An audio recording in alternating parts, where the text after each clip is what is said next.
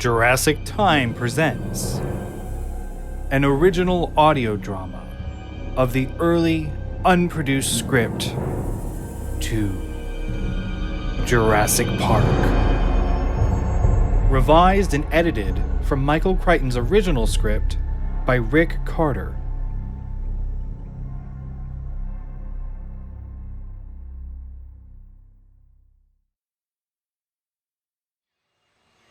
The land cruisers passed by signs indicating the beginning of the carnivore area. Although an attempt has been made to camouflage the 20-foot moats with foliage, they can still be seen in some places. You will notice that additional precautions have been taken to ensure your safety in the carnivore sections of the park.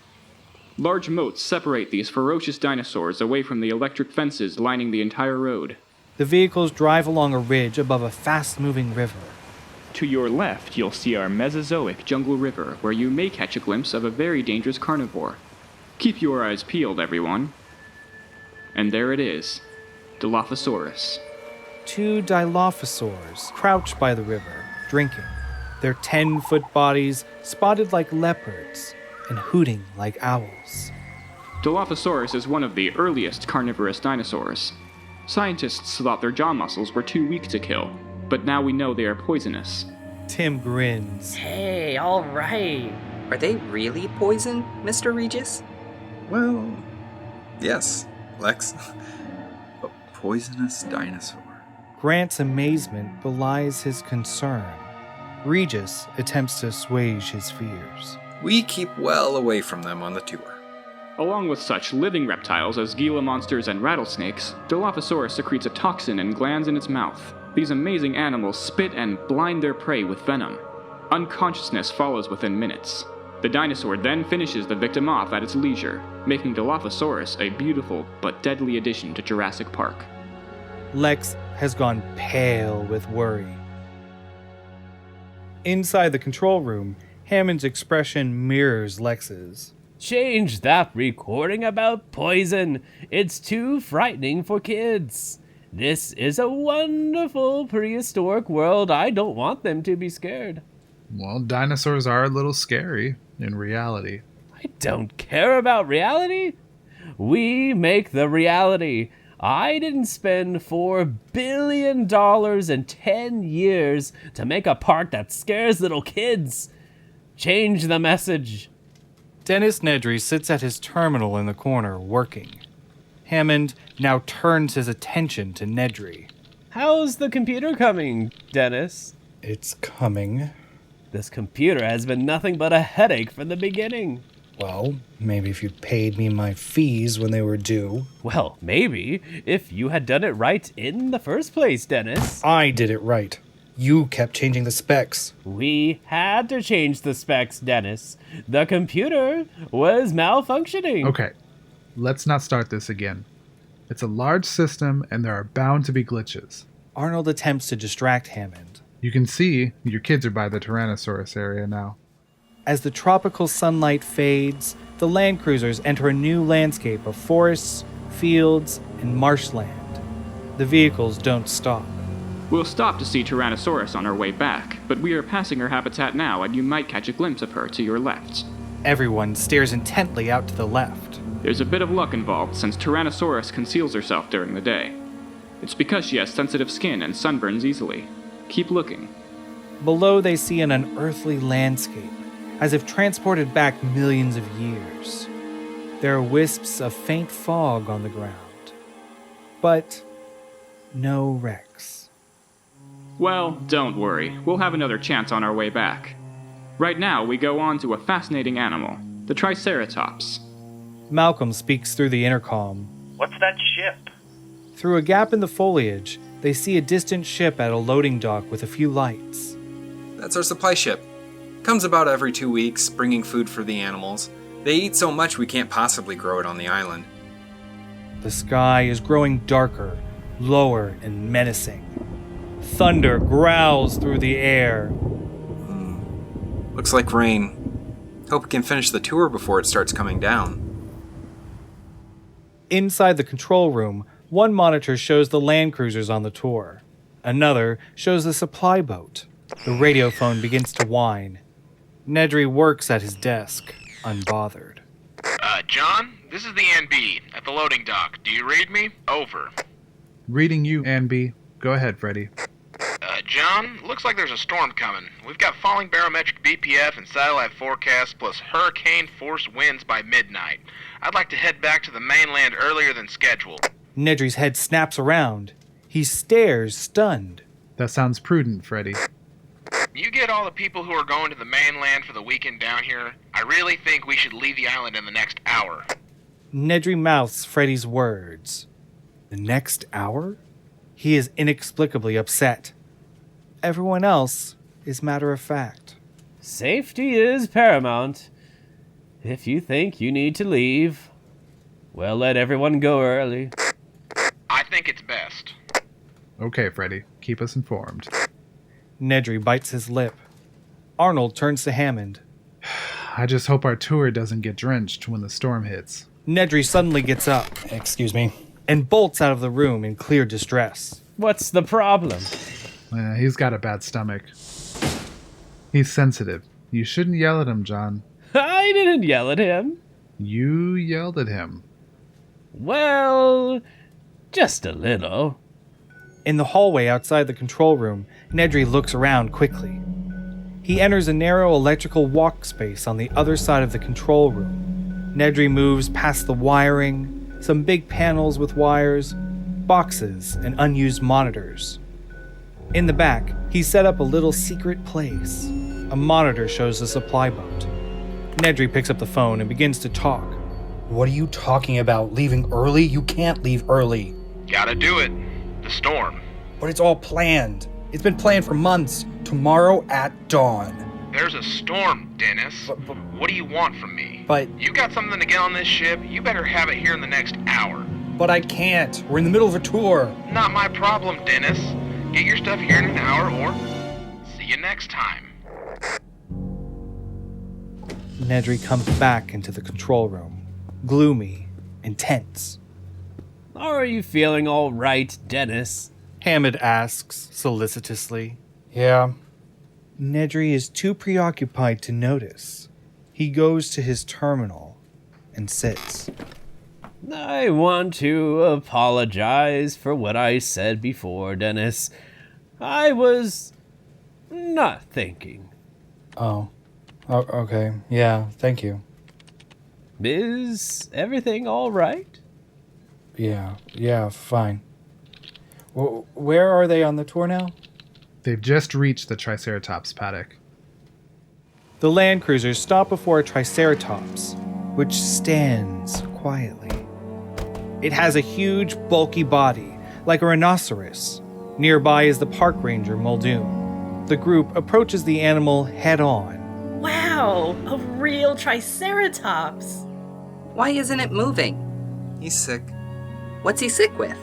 We're not sure. He's being checked by our park ranger, Mr. Muldoon. The Triceratops' mouth is propped open, and it wheezes as Muldoon scrubs the teeth with a brush like a hockey stick.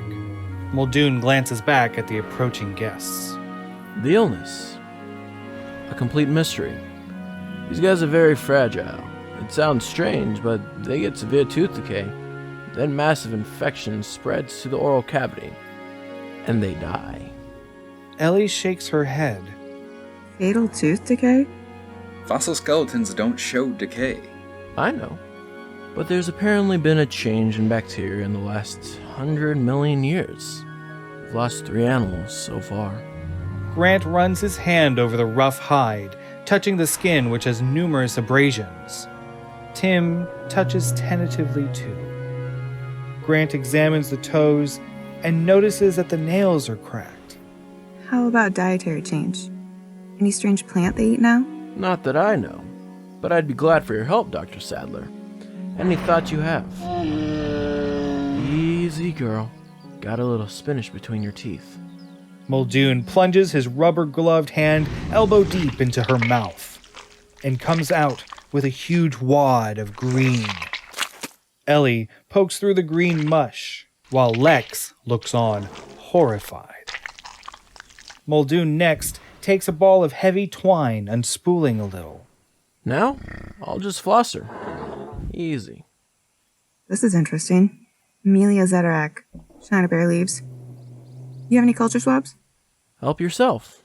In my bag. What's China berry? It's a plant with toxic effects on bacteria. Could be changing the microecology of this animal's oral cavity. Ellie talks almost to herself. Lex nods, as if understanding. Look here. See this?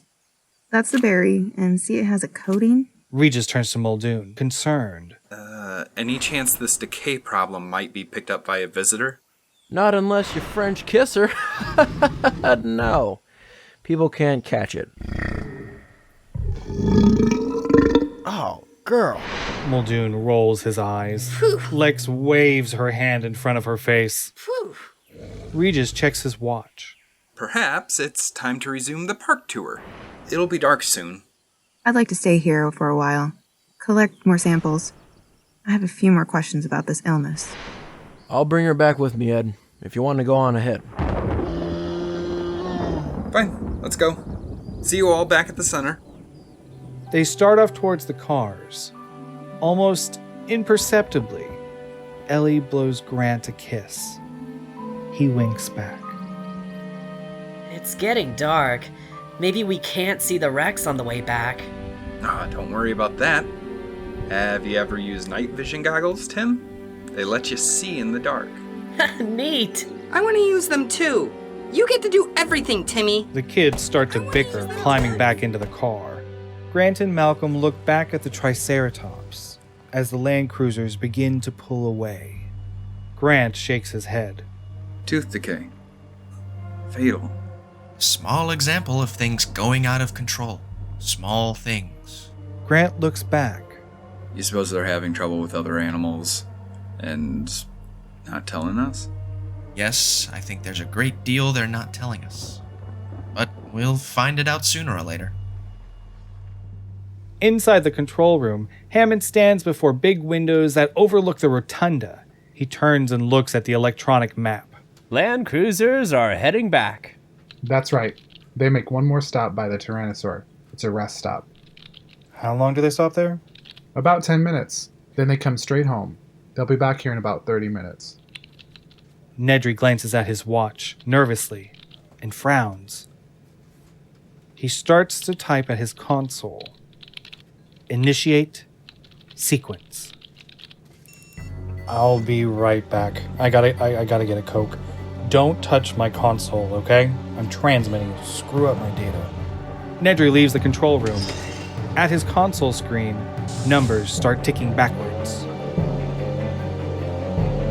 At the Tyrannosaurus paddock, the tour cars approach a partially sunken rest area. Excellent idea. Everyone gets out of the cars. In the hallway, Nedry stops outside the door to the fertilization lab. He holds a ticking stopwatch in his hands. And waits. The red light by the card slot goes out, and the door thunks ajar. The fertilization lab is deserted. The interior is divided into cylindrical slots. He goes past the barriers. All security is off. He enters the walk-in freezer. Shelves of reagents from floor to ceiling fill the freezer. Nedry finds a nitrogen cold box with a ceramic door. He opens it, and a rack of small tubes slide out in a white liquid nitrogen smoke. Embryos are arranged by species in glass with silver foil. Nedry puts 2 of each into a portable incubator. He pours in liquid nitrogen before closing the lid. He locks it and places it back in his bag. Nedry walks out into the hallway. The coast is clear, but he can hear voices in the distance. In the rotunda, workmen continue to assemble the Tyrannosaurus skeleton. Hammond talks to them about the skeletons. I just wonder if the head has to be in that position, if it couldn't be more lifelike. Nobody sees as Nedry slips past in the background and heads for the elevator. The elevator opens in the basement. Nedry heads past rows of land cruisers. He goes directly to a corrugated steel roll-up door in the wall. A sign reads, Park Ranger Only. Nearby is a security card slot with its light out. Nedry rolls up the door, revealing a gas-powered Jeep inside. He starts the engine. Nedry drives fast into the night and comes to a gate marked Electric Fence, 10,000 volts. He opens it with his bare hands and drives through. At the maintenance building, Nedry hops out of the Jeep and runs inside. The lights are still on as Nedry enters. He finds the main phone terminal and turns off the switches. In the control room, Arnold appears relaxed for the first time. Wu enters. We better notify the dining room. Make sure they've prepared everything before everyone takes off for the boat. Those kids will probably be starving when they get back. Arnold picks up the phone and hears hissing modem static. What's this? What's going on? He tries punching another line. What's the matter? The phones are out. The lines must be tied up by Nedry's transmission. That shouldn't affect our internal calls. Nedry's console continues sequentially through labels that turn gray. Security, off. Vehicle power, off. Electric fences, off. No one is looking at Nedry's console. Nedry drives hard. He holds up a stopwatch to check elapsed time. Tires squeal as he takes a turn fast. At the rest stop, Lex and Tim stand on an overlook above the park. Tim fiddles with his goggles. Lex just looks. Hearing squealing tires, she frowns at a car with headlights moving through the darkening park toward the ship in the farther distance. Finally, at the loading dock, Nedry swings the perimeter fence wide. Beyond, in bright light, the ship is tied up. Nedry drives forward and then hurries aboard. Once on the ship, Nedry approaches the captain, Freddy. So, you made it. You're gonna be rich. They owe me. And you owe me, my friend. Just get it to the mainland by morning. And make sure it stays frozen. Through his night vision goggles, Tim watches as Nedry hands the captain the shoulder bag containing the embryo incubator. Hey, I can see Mr. Nedry. Tim follows Nedry as he gets back into his car, then looks back to the captain, who takes the incubator out of Nedry's shoulder bag. What's he doing there? Here, let me see. Grant puts on the night vision goggles. Mr. Nedry already left in that car, but he gave the captain something. It looked like one of those embryo incubators we saw in the lab. Grant focuses on the captain, who hides the incubator. I see it. Better have somebody check this out. Grant looks to Regis. You have a radio in the car? Sure. Why?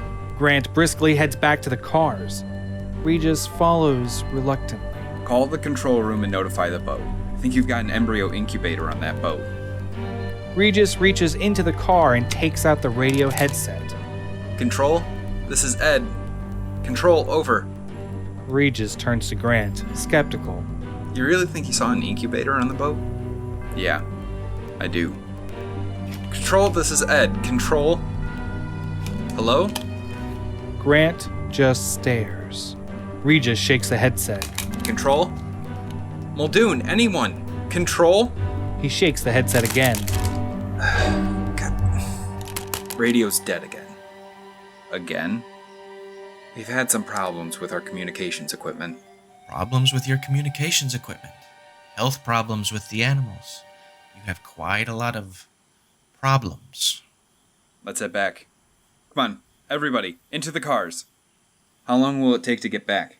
About 20 minutes, but I assure you there's no reason to be alarmed. Grant gives him a piercing look. Come on, kids. We're heading back. Everyone gets back into the tour cars. Regis sits in front and notices that the whole dashboard is dead. He starts flipping buttons, but nothing happens. He looks relieved. Well, no wonder the radios don't work. We have no power. Regis picks up the handheld intercom. Dr. Grant? No power here. Can we call the control room with these radios? Or Muldoon? No, it's too far. Beyond range. Can we call anybody? Not until we get power, no. You mean we just have to sit here? How long will it take that ship to reach the mainland? 18 hours. It won't arrive until noon tomorrow, but don't worry, we'll get the power back on in a few minutes, then we'll straighten out all of your concerns. In the rotunda of the visitor center, the workmen are getting ready to leave. Hammond is still explaining what he wants. When you come back, make it more menacing, more alive. Can't we twist it around so it is menacing that herbivore? You want to move the whole skeleton again? Hammond imitates the poses he wants. A Tyrannosaurus Rex should be fierce, snapping, fierce. All the workmen head out. Arnold and Wu look down through the control room windows into the rotunda, where Hammond is a snapping, snarling Rex in a suit. How many times do you think he'll make them move it? At least 10 times. This'll go on for weeks. He's a perfectionist. Chuckling, they head back to the consoles.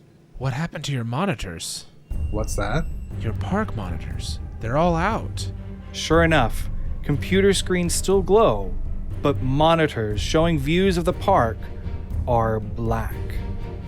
Arnold punches buttons. What the hell? You lose power? I don't know. They must still be at the rest stop near the Tyrannosaur Hill. If the power's out, they're not going anywhere. Call maintenance and find out what happened. Wu picks up one of the phones and still hears hissing. No phones. Damn Nedry. John, look. Wu points dramatically at the park map. Your electric fences are off. Wait, what? All over the park, it looks like. Oh my god. The electric fences are off.